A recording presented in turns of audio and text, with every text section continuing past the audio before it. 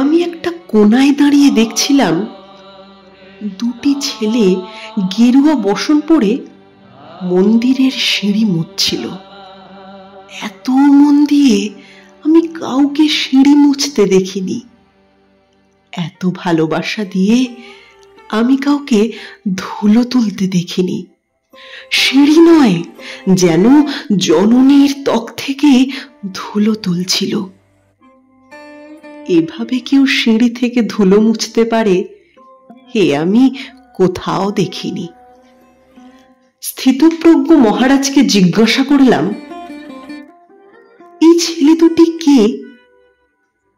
মহারাজ মৃদু হেসে বললেন, একজন নিউক্লিয়ার ফিজিসিস্ট, একজন IBM এর 6 লাখ টাকার চাকরি ছেড়ে এখানে এসেছে।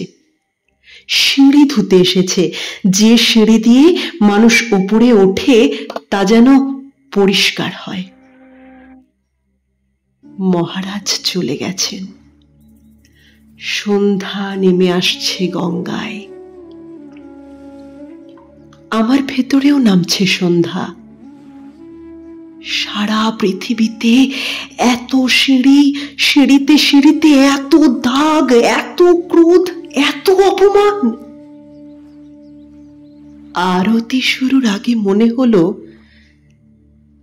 যে সিঁড়ি মুছতে পারে না সে কোনোদিন মানুষের চোখের জল মুছতে পারবে না।